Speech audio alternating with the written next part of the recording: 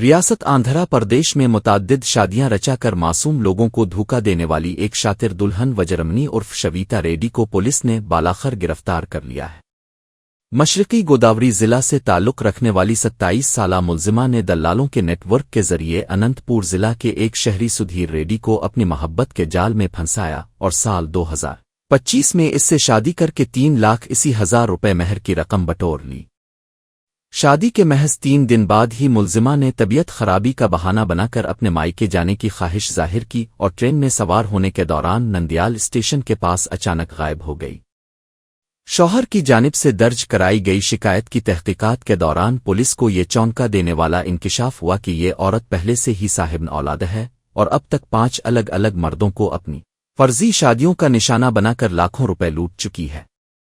قانون سے بچنے کے لیے وہ ریاست کرناٹک کے ایک گاؤں میں ایک اور شخص سے شادی کر کے روپوش تھی، لیکن پولیس نے اس کے خفیہ ٹھکانے اور نقل و حرکت پر کڑی نظر رکھی ہوئی تھی۔ پولیس کی خصوصی ٹیم نے خفیہ اطلاع ملنے پر کارروائی کرتے ہوئے مدنپلی کے راستے پر سفر کے دوران اس دھوکہ باز خاتون کو دھر دبوچا، جس کے بعد اب اس کے پورے گروہ کے خلاف سخت قانونی کارروائی کی جا رہی ہے۔